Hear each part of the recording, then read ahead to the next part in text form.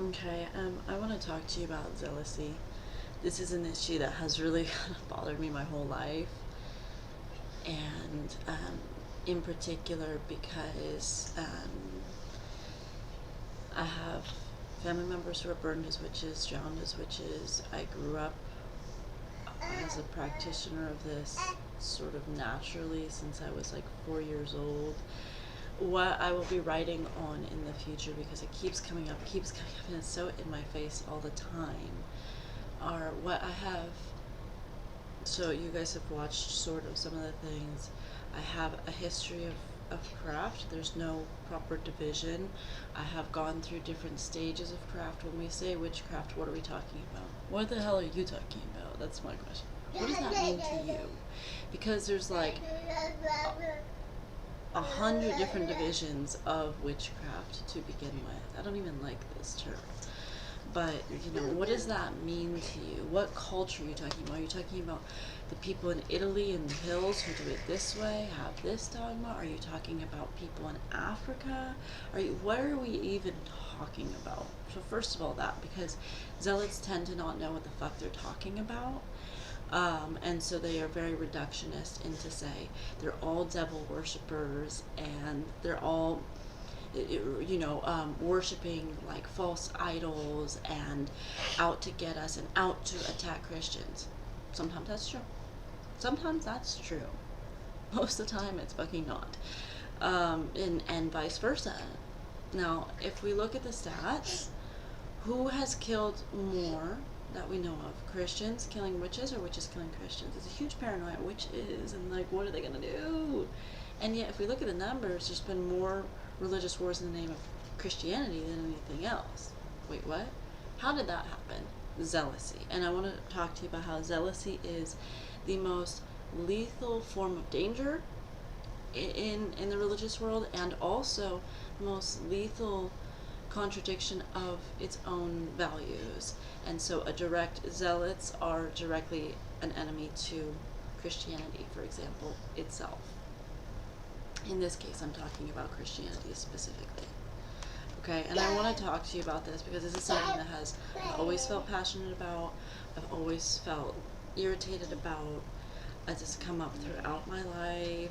This has come up, I used to wear like a pentagram, like not for Satan but for witches, back in high school, and then that caused a thing, and I just remember, and I'm really sick of it. So in the future, and I know this is not going to help me. This neither appeases Christians nor does it appease witches. Witches want me to be more bold in my stance. Christians want me to be not saying anything. And here I go with my understanding, and we are all an evolution unto ourselves. And so I'm not claiming that I know the answer. I'm not claiming that I know the one way for you. I'm just want to talk to you about the history of some things and what just things that bother me about zealousy, because I can't really stand it anymore. First of all, I want to let's focus on the history of Christianity and Christ, and let's get to the roots of that. First of all, I want to state that everything is an evolution. I don't, you know, we watch as the world evolves into different things. We watch as we evolve from a fetus to a baby to a adult to dead, and everything is in flux. Christ, when he was born, also had to learn things. When he was born, when he was a baby, he didn't come out talking about God. No, he had to learn how to talk. He had to learn what it all meant. He had to go through his trials and tribulations to understand what it all meant. He had to increase his awareness through God, through his daily seeking of God, and this was not, he didn't have all the answers as a baby. So it's safe to say that since Christ was once a baby, which we're all acknowledging, that there is an evolution that has to take place to understand things. It means that not one person, not even the Son of God, is required to be able to be the perfect source of all information at all times, that we all acknowledge that as humans we evolve, which means that there are times that we don't know all the answers. It talks about in the Bible that Christ went into the woods and and explored these answers, went in and had his communion with God and came out with a bunch of answers. Well, that means that he didn't have all the answers going in, right? So if you had caught Christ at 15 years old, maybe he wouldn't know, the exact thing to tell you that he did later on. Maybe if he had lived to be 100, he would have another even thing to say. Okay? One of my favorite and I think most sacred, hauntingly beautiful parts in the Bible is when Christ asks, "Why have thou forsaken me?" What? Christ is on the cross, and he had an understanding that God would show up, that God would help him out, that, where are you? In my hour of need, where are you? Are you kidding me right now? I think this is so beautiful because it shows that Christ himself even had questions for God. So does that mean that having questions for God is inherently evil? No, Christ did it. I think it's a fair question, and I think it's a beautiful question. I think it's a deeply beautiful question. And I want to cry thinking about this question. I think it's so beautiful. So it means that having questions is okay, and not always, no one person, zealous, no one person, even Christ himself, is responsible for always getting everything exactly the way that God meant it in that moment. Now, I also want to say, but we do our best, right? We all recognize that we're all flawed. We're supposed to. Now, a zealot is one that does not recognize that they are flawed.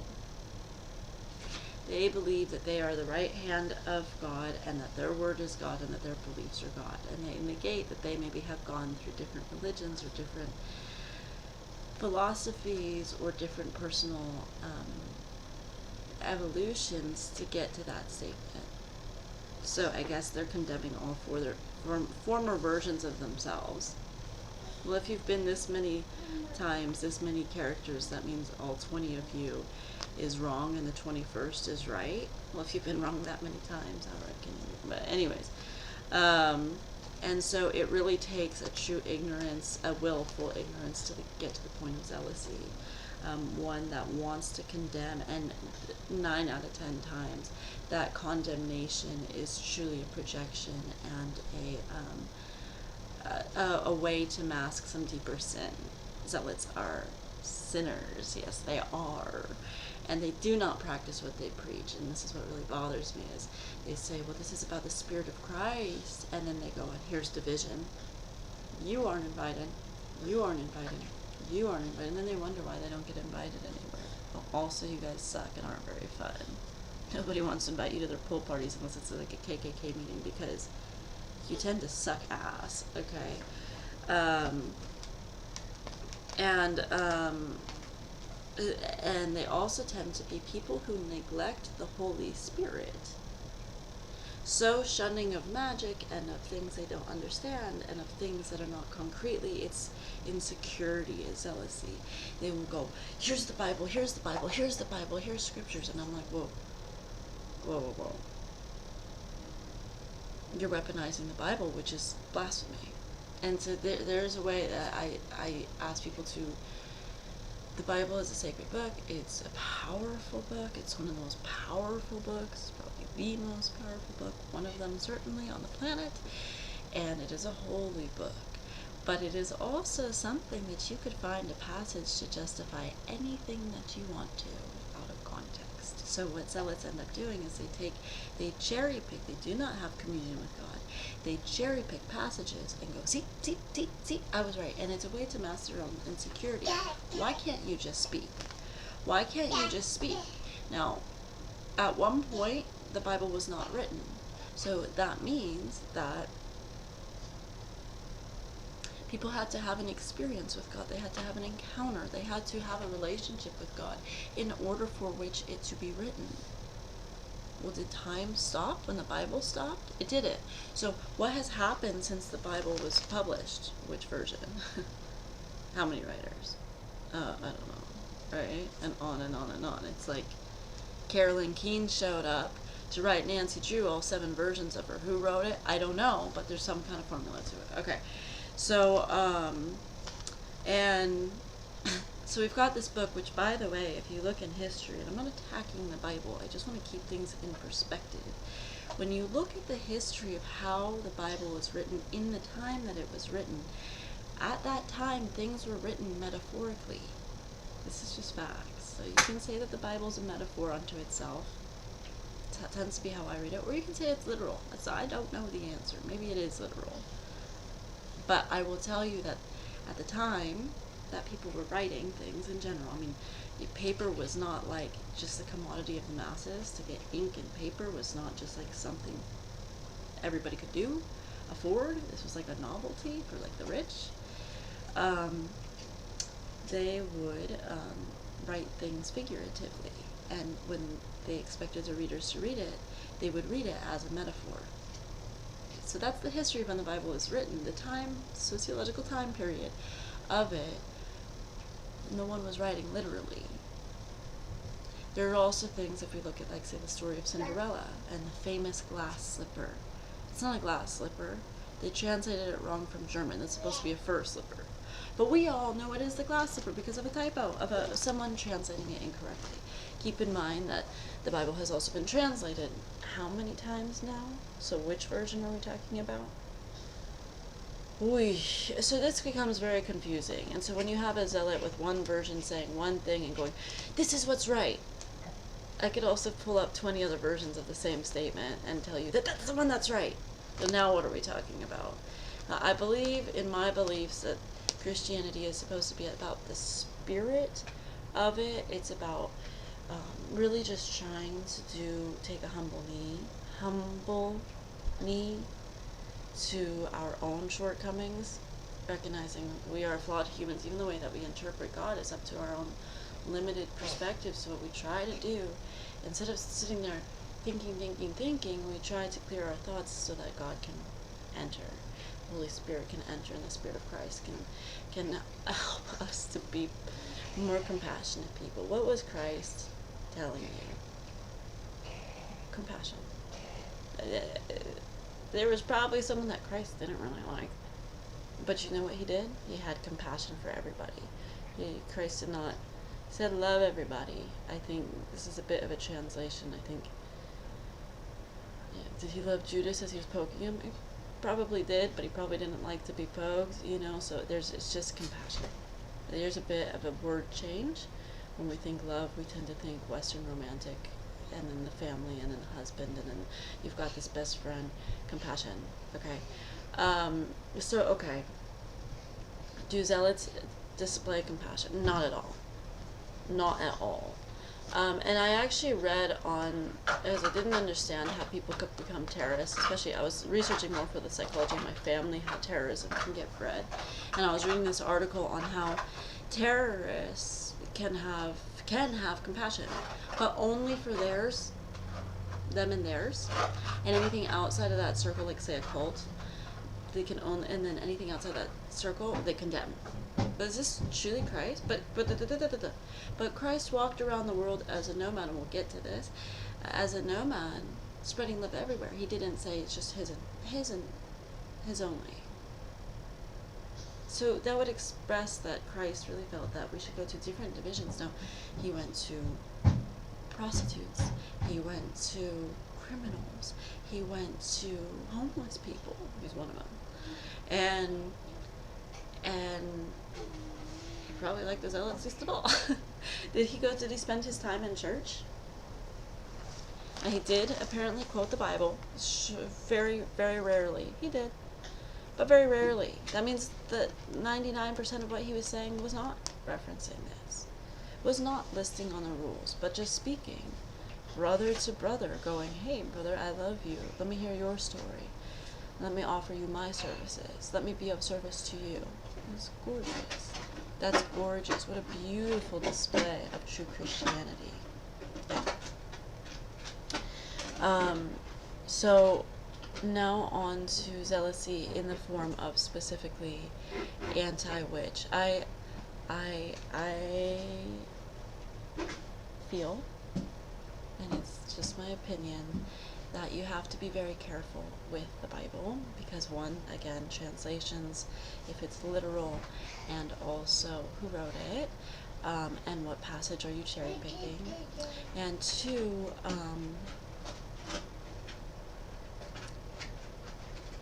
It's just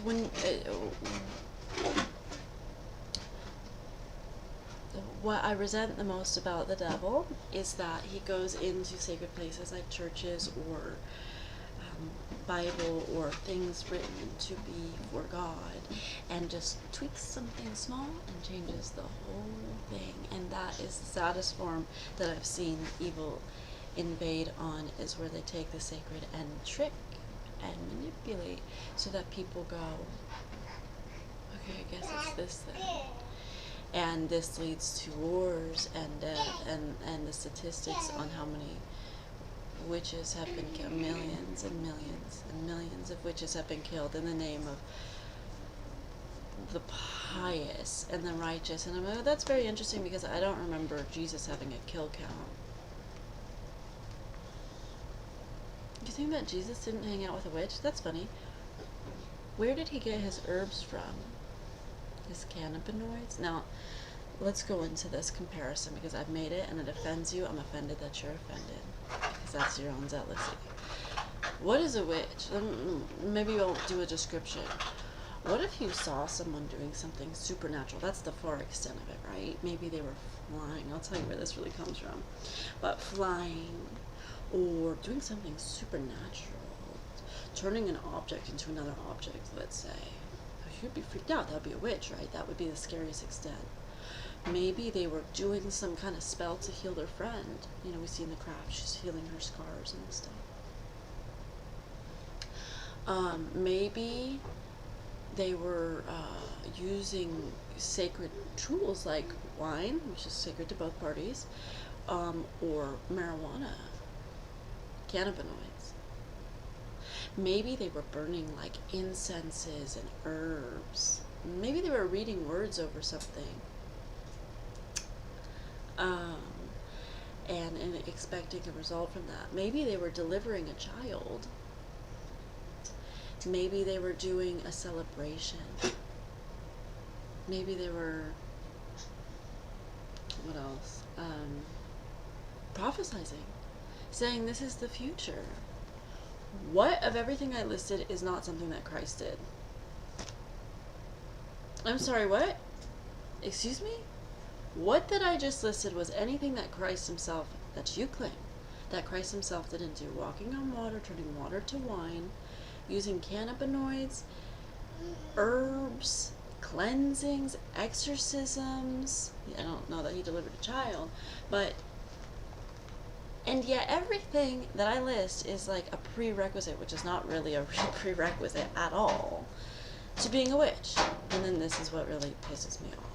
So do you think that Christ was friends with witches? You bet your sweet ass. He was one of them. Yeah. And now I use this term witch, and then maybe this isn't the right term. Maybe this is, you have a different version of it. Again, witchcraft can mean several different things. You could be an atheist witch. You could be a God-fearing witch. You could incorporate the Holy Spirit, Christ, and God into everything that you do, like I do. Or you could not. You could worship the devil. However, I'd like to say this. What devil? Christianity predates, witchcraft and its divisions predates Christianity, the majority of them. Predates, because which one are we talking about? Predates Christianity. The what? The devil? You mean that rendition? See, the devil was based on a character of one of the divisions of witchcraft who was not evil. Nature-based. Sexual. We'll get to this because this is the crux of the condemnation. Sexual, mischievous, not bad, impish, okay? And he had horns, and he had a goat's body. And the Christians took this imagery to say, this is the devil. Well, it was direct conversion. A lot of things, and not all of it, but a lot of things in the Bible, and I'll be writing about this, because I keep getting a calling to write, to join the divisions of, we've long been warring, and I've always kind of been on the pagan side, and I've been for the past 10 years dabbling on the Christian side and getting more entrenched in that, but I don't forget the wisdom of nature. I don't forget that, and that's still something that I believe is sacred. If I were alone in the woods like Christ was, when Christ was in the woods and he was learning all those valuable lessons that got him closer to God, was he reading a Bible? Or was he reading nature? Thank you. So he had his pagan time in the woods. Pagan, not God believing, but someone that gets wisdom from nature. Right, like Christ. Anyone, am I alone here? So,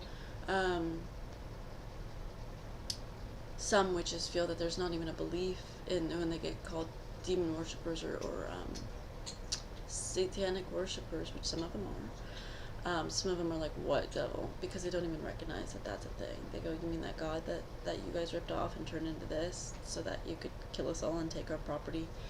Alright, now going into this. What is the crux of this hypervigilancy against witches? Sexism. Directly. First and foremost, sexism. Absolutely. One of the things that is pretty cool about certain divisions of witchcraft is it empowered women. And this is not something that a lot of religions do.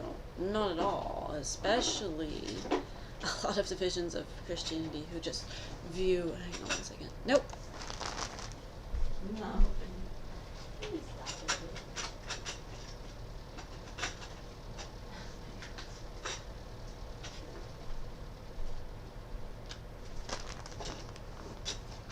Oops, I didn't know I was still going. One of the biggest things of the crux of why a lot of witches are condemned has to do directly with males' fear of women empowerment. We do not see a whole lot of women empowerment in Christianity directly, in the Bible directly. We see a lot of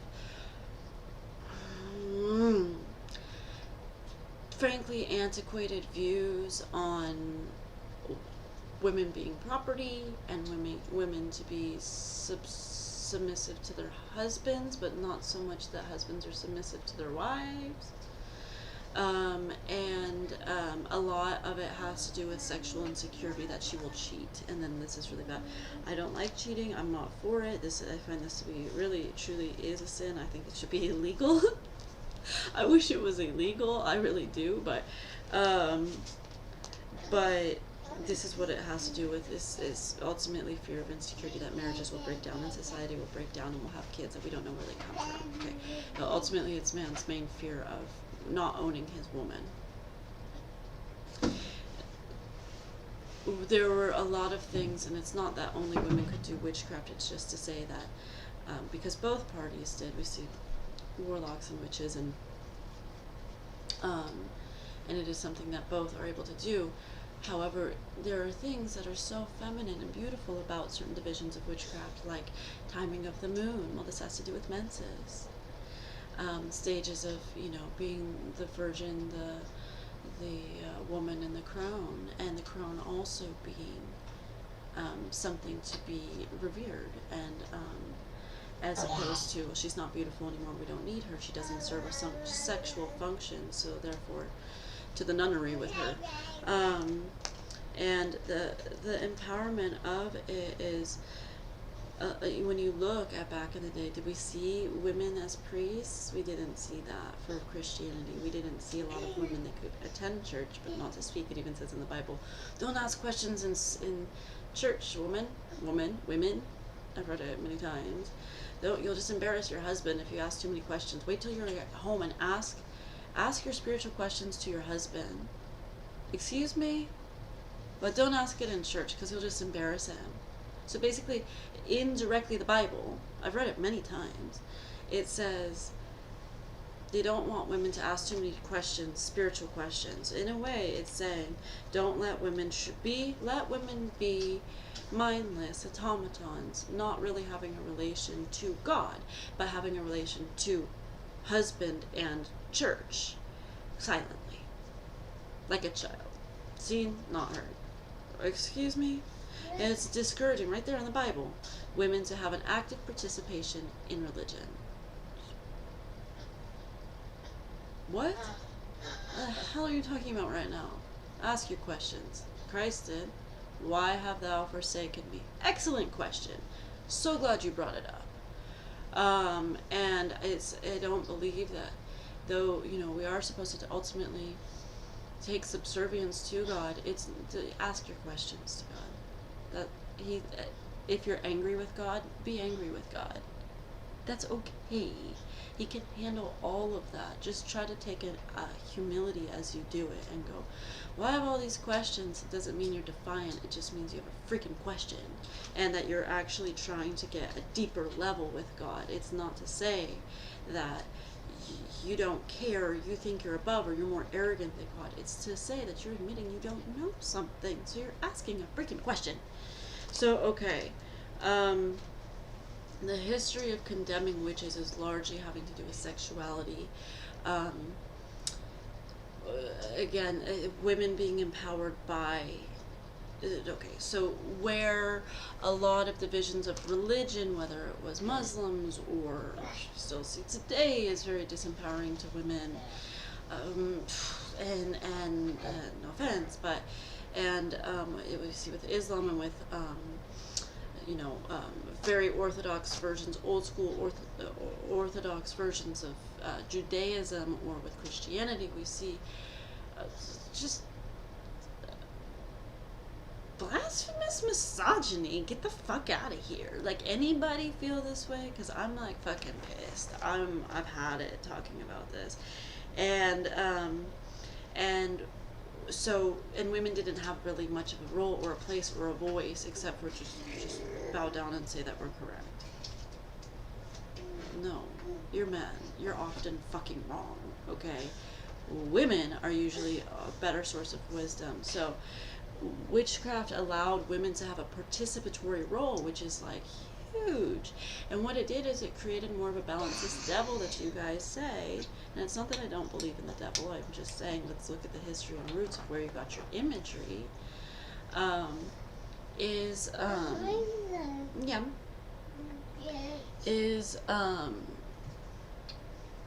is proof of the balance. He was one, there was a goddess and a god, and there's male and female, and there was a total balance.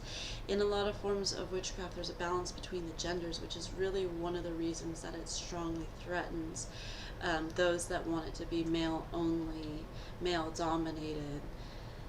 Women don't get to talk or speak, kind of bullshit, okay? Men get to go on and on about their stuff. So a lot of this did have a feminine balance, and so we do see communion with the moon and stuff like that, and having to do with menses or timing. Like, for example, one of the practices I used to do was in coordination with the moon. I would do my blessings, my prayers, you can translate it to say it this way as well. And with the moon, I would let things go. When it was a new moon, there was no moon. It's a time to let things go. And I would make a monthly practice of this. I don't do this any longer, but I could easily. And when there's a full moon, this is a time to bring things in abundance and celebration and gratitude. So scary. Oh no, I might over gratitude. But what does this also have to do with? It has to do with coordination of menses. The witchcraft, a lot of the divisions recognize timing of the seasons, and so a lot of religion and dogma was very male-oriented, and so therefore very penis-oriented. And like the penis was forward, forward, forward, forward, conquer, conquer, conquer, conquer, whereas the more feminine versions of witchcraft had to do more with ebb and flow, with understanding timing and seasons to things, which is a very feminine trait. So I'm sick of competing with men and trying to be like you and your standards, and I would like to also embrace the feminine, which a lot of witch divisions do.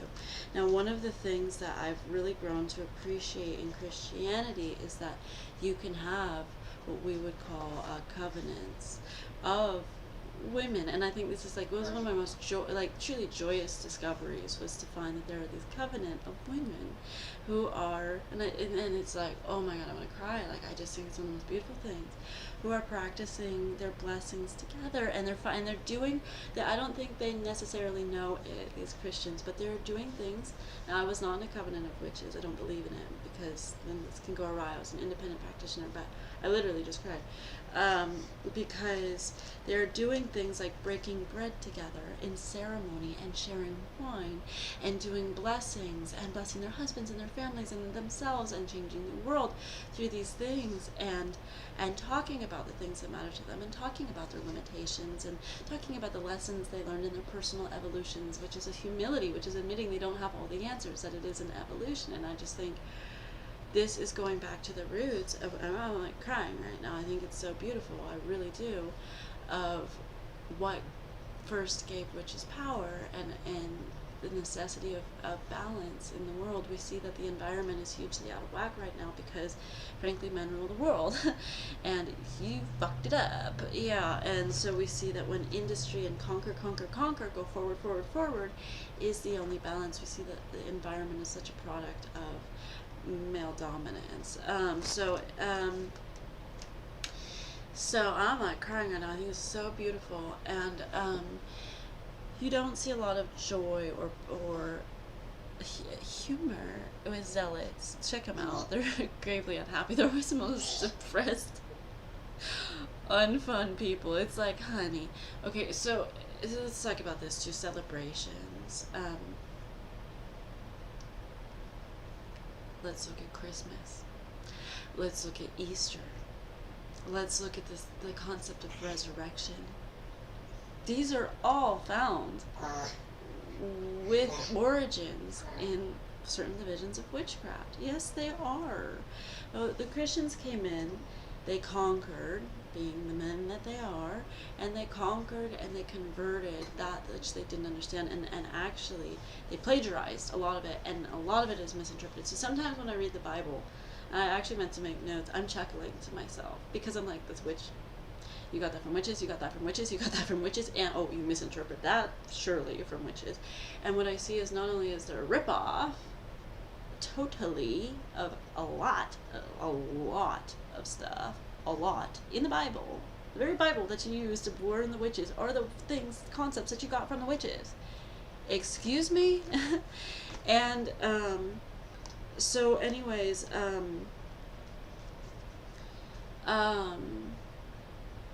it's also misinterpreted, and I'll read in there and I go, oh, I see what they were aiming for there. They didn't get it. And what happened is they heard the concepts and they didn't ask enough questions, and then they wrote it down and said, that's sacred. Now we'll condemn you to die, that who said it. But that's it. And I'm like, ooh, you wrote it wrong. And I do see that there's things that I'm like, I see what the misunderstanding was, but now it's written in the Bible as fact, and I'm like, I'm not going to say that it was fact before it was written, but I'm going to say that you copied it down wrong, and now you're declaring it as fact. So this is a little, I can't really, what, so it's, and nothing is a perfect art, even our interpretation, language itself, there's no way you could be a perfect translation for God. We don't even speak the same, how do I say this, we don't even use the same, the holy languages, not on earth, the holy languages of above are with a lot more complexity and simplicity and different usage of words than we have here. Everything is translated here, and it will never be perfect. Sorry. But the Bible will never be perfect. Sorry, I know. And you're like, blasphemy. I'm sorry. It was written by the hand of man. But it's a holy book, yes.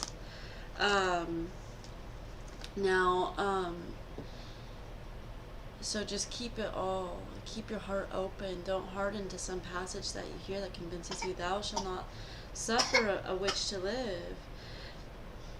Is that why Christ died? That's so. And then when you look at the witch trials, the vast majority of witch trials and condemnation and killing of witches by Christians had to do with greed and politics more than anything. Had to do with them wanting to covet something. Zealots, not real God people. Zealots, who, it's not even about God. It's about that they wanted their land or their wife or their livestock, and they needed them dead first. And you see it over and over and over and over. And then you see just mass hysteria, which we all know to be, like in Star Wars, through a sociological phenomenon called mass hysteria, in which people get swept. You all see a leprechaun in the tree, say yeah, yeah. Remember that? There's this clip that came out a couple years ago in the hood, and everybody said they saw a leprechaun in the tree, and the whole town was like, all of a sudden this guy had evidence. I got a pan flute, it's like a PVC pipe, and it's passed down from this guy is like black as night, from my grandfather, who was straight up Irish. I'm like, I'm questioning that. And he's just drilled holes into this like plastic pipe that is an ancient to drive out leprechauns, and I'm like, oh my god. And all of a sudden there was evidence and everyone was agreeing and there was celebration over it. This is mass hysteria, okay? You've seen this many times. And so a lot of times that you saw people possessed, and you have to keep in mind that a lot of these origins were of witch trials were also at the time of mold. A lot, particularly spores on bread or types of mushrooms that people would ingest to make them trip balls. And so, for example, one would be a pilgrim would be a wayward pilgrim, which I'd like to know what you're doing out of your pilgrim house after midnight. What are you, a witch? Would stumble into, say, the woods and see, be fruitful and multiply, and see husbands going around a fire with brooms. And this is a fertility. It's to represent the penis. The broom is used for a lot of things, none of which is flying, by the way. But we all think of it as flying. That's from the Christian. See how it's twisted? For fertility and cleansing and sometimes marriage. And they would be doing, for example, fertility things where they have brooms between their legs to represent their penis. Sex. We go back to this. That's what it's about. That's the whole fear right there. We go back to that. And the Christians not tripping on whatever spore or being as ignorant as they were would go, they're trying to fly. That's why they're running around, because they're trying to get air. It's like, that's their interpretation. Now we see everywhere, it's always a witch riding a broom. That's the whole stereotype, and it's not even based on anything that witches were trying to do or did at any point. See how it works? So, and then they're condemned, okay? And then the pilgrim goes back and says what they saw, and it must have been in commune with the devil, who coincidentally they didn't see. And so a lot of times that they would see places where witch trials were, a lot of times it was cattiness, like particularly teenage girls who we all know. I mean, if this were today, how many middle schoolers would be dead right now? It's like there's such war and animosity between girls at that time, and girls are frankly bitches at that time, and everyone knows it, and just basically like little sociopaths running around in middle school, and they would condemn. Well, it's no different when you look at witch trials. A lot of the witch trials had to do with condemning either women who had committed adultery or didn't. You know, she's a town hoe because she's had sex with like 2 people. All right, pipe down 400. Pipe down 400 BC. Like, I had it with you.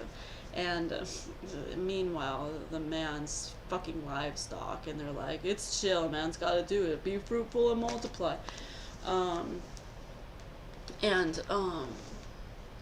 So anyways, a lot of these hysterics had to do with teenage girls who were just wanting to, thinking it was fun to condemn each other, and out of fear that they would be condemned. And we go back to some of the more famous witch trials, and it's like Goody, I forgot her name, Goody, Sarah Goody, I think, something like that. And it's like, she was like the pillar of the church, and she was accused of witchcraft and condemned by this, and then everyone's like, wait, what the fuck is going on here? And it's like, yeah, because it's mass hysteria. A lot of these people that would act up from the spells that were put on them were either tripping on mold, or they were acting. They wouldn't have these spells of feeling so hot and cold and someone's pinching me from afar and all this stuff, which I'm like, voodoo from Africa? Because a lot of these things aren't even, you're talking about certain concepts that weren't even around certain places at certain times, and yet they're claiming that this is the division of witchcraft. I'm like, unlikely. That they would not have those spells when the public wasn't around, okay? So yeah, it's fucking antiquated, and I'm really sick of it. But zealousy does exist, unfortunately, in large, and it is 100% based on ignorance and projection that you are perfect, and therefore taking, you are playing God. It's funny because ironically, it's more blasphemous than anything that a questioning Christian or a good witch would be doing. It's worse. It's worse because they're using, they're weaponizing the Bible in order to do their own agenda outside of God. And then they've got this gross fanaticism that breeds hate and condemnation. And almost 100% of the time, the people cannot meet their own standards. Okay, and here's what I mean by that. Some people that are zealots were once Satanists.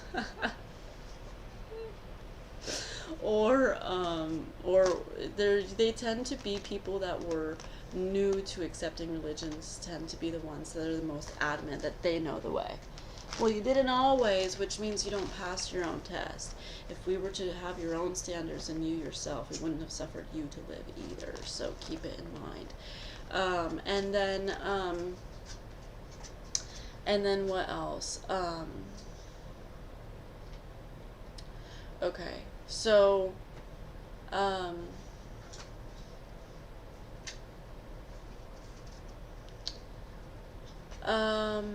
yeah, that's what I want to say is these people that are so rigid and don't have the life, the Christian life. We talk a lot about in my group. I'm in a non-denominational kind of Christian group, which is actually a really interesting group that I'm a part of because it's very open and open-minded, and it involves a lot of consideration and questioning, and we don't all agree on every stance of each other. I mean, I'm the odd one out. I'm the only one there that's liberal. Okay, you know, like there's things like this, but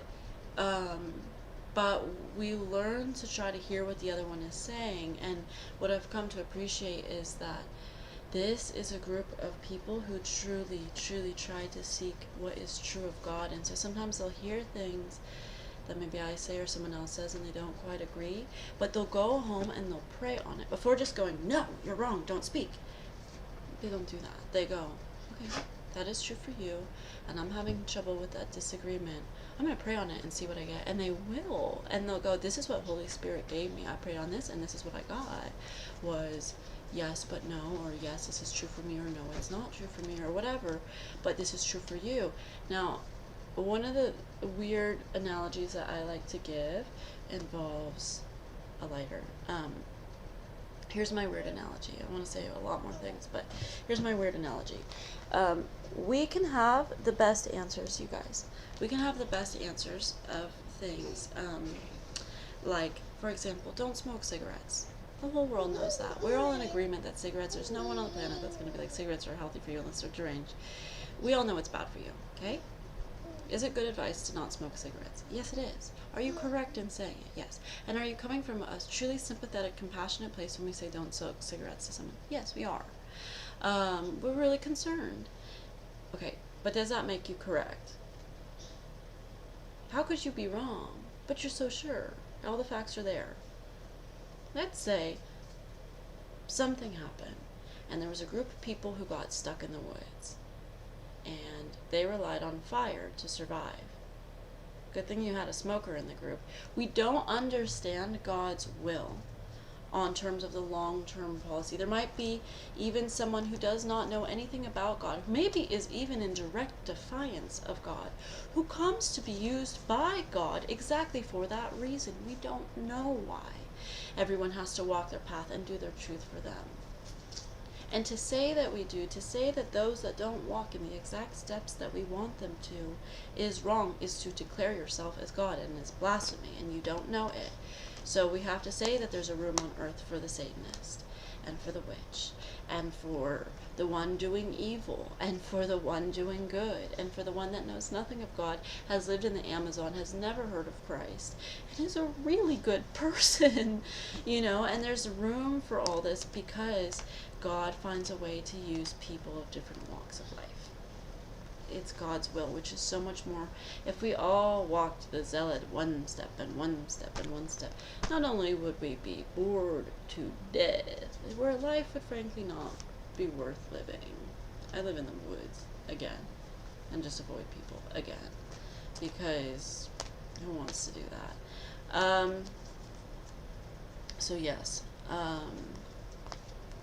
that is what I want to say. I thought I had more. I know, I mean, I could go on this. I'm going to write a small book about this. So, because I do believe that I grew up to fear Christians, okay, and now I've joined them, and it's like a huge betrayal to the witch community could look at me and see me as a sellout, honestly, and the Christians will, some of them will never accept me as part of them. A lot of them won't. A lot of them condemn me for, I don't know, whatever the fuck you want to. Go ahead.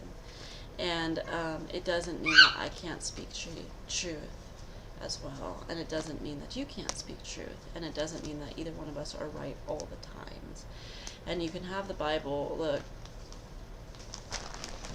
you can have the Bible. You can have the Bible. I do. I have like 4 of them. 5, I think. This is really funny. I'll tell you a story at the end. I just opened up to Lord be our Savior. Blessed is the one who is sent to us from Jehovah God, the King of Israel. The Jesus found on a young donkey rode in to fulfill what he had prophesied. He what? He prophesied? Whoa. He saw into the future. It must have been a gift from God, not necessarily the devil. Look, he's riding on a young donkey. I would open that to say, don't judge a book by its cover. You could have someone who's not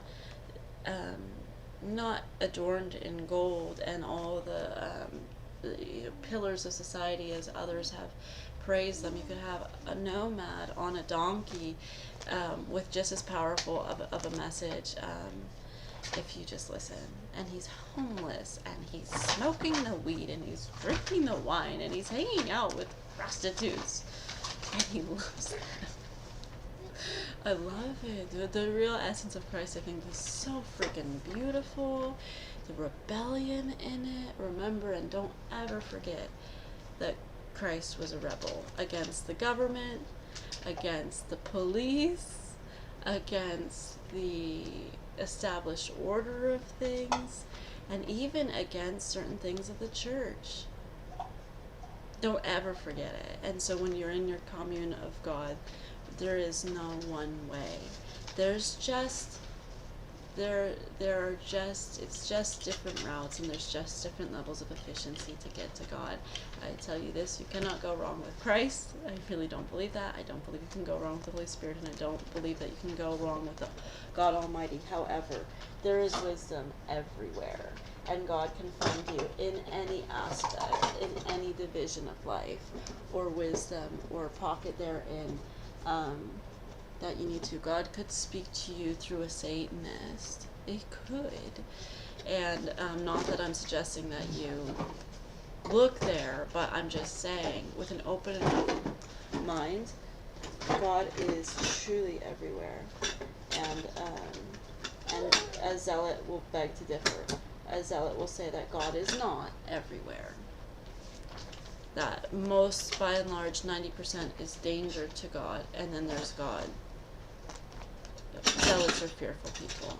I want to say this because I'm really tired of people that don't know what they're talking about condemning. I don't claim to know all the answers.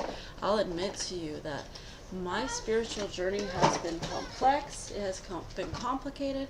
It has not always been correct. I have had to overcome huge hurdles to even get to where I am right now, which is still a work in progress, still a art that I practice, and I will, if I live to be 90 years old, I still won't have all the answers. I won't. I accept that. I accept that. And to be honest, I'll never be loving enough to be like Christ. No. I'm way too divisive. I have my own human limitations. So all I'm saying is, go ask the questions to God, and don't be afraid to do that, and don't let a zealot tell you that you should already know all the answers. You could take any passage from this Bible and apply it in the opposite way to fit your agenda. Anything. You could ask me to justify anything with this book. You could justify so much. You could justify killing. You could justify torture. You could justify treating someone really poorly. You could justify any of it if you're not careful. So please do not weaponize this book. Please do realize that the purpose of all of it is love. And if what you are preaching is about condemning those who are trying to love and trying to understand, and because it scares you, then let me ask you this. What is a tool for God ultimately? Love or fear? Does the devil ever use fear? Yes, that's all he operates under. Fear of not having, fear of being left out, fear of whatever, death, whatever. But who offers you love? God. So when you're doing that, what are you operating under? Fear. And so who are you speaking for? Zealousy. Okay.